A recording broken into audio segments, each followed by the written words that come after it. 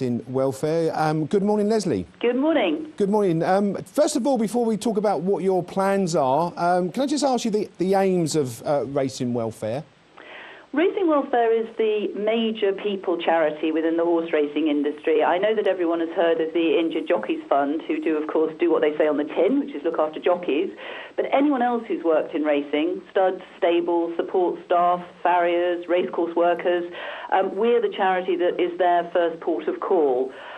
So we basically offer counselling services and advice on the plethora of problems that people encounter. So debt advice, benefits advice, mental health issues, addiction counselling in all forms, housing. We have 160 units of social housing for people who have worked within the racing industry, either those who have given their life to racing and are retired, or also units for young people when they first come into the industry, straight out of one of the two racing colleges.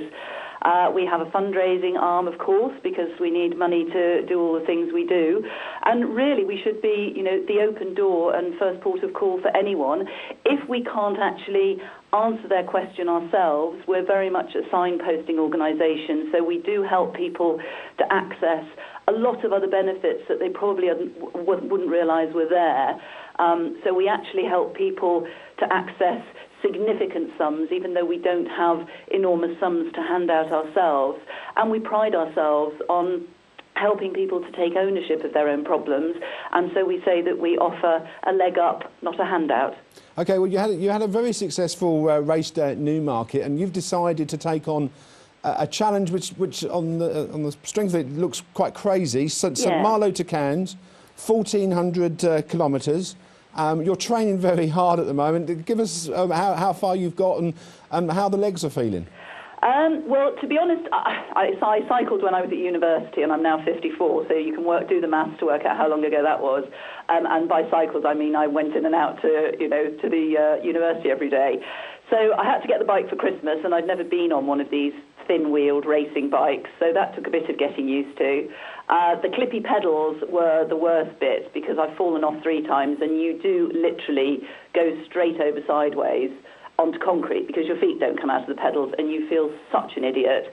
So I've done that a few times, which was a bit of a pest. The first 3 months post-Christmas, so January, February, March, because I work full-time, it was dark in the morning and dark in the evening, so I couldn't get out on the bike.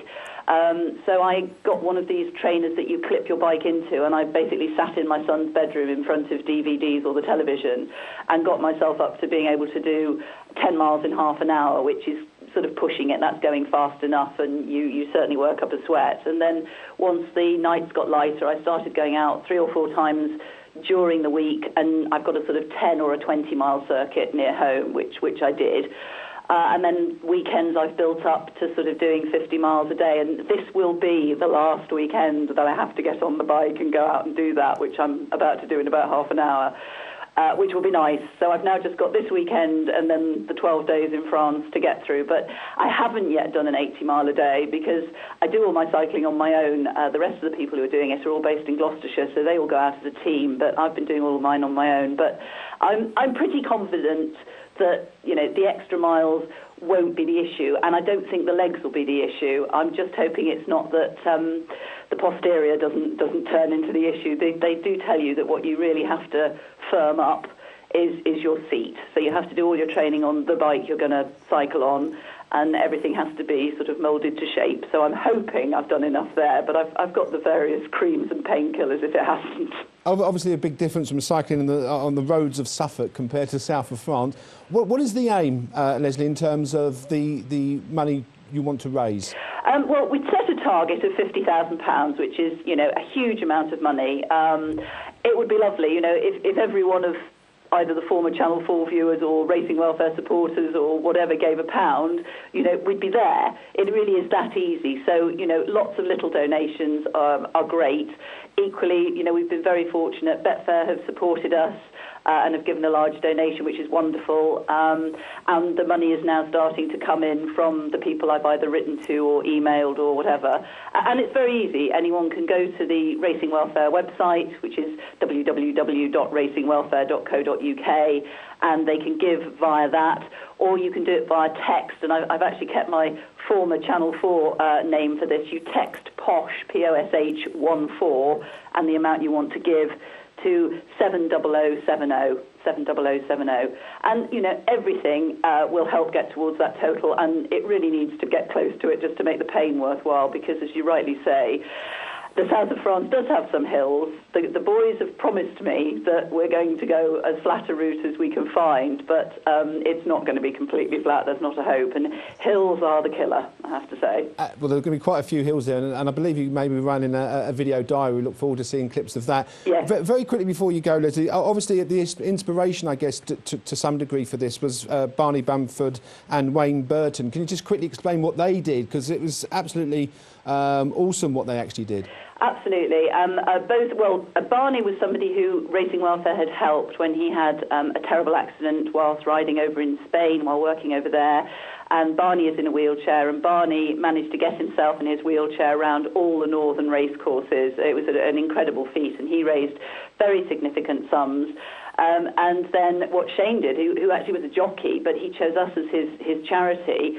And again, you know, he's paralysed, and he decided to strap himself to somebody and throw himself out of an aeroplane. So he did a free-fall skydive for us, which there is no way on earth that I would do that, I have to say.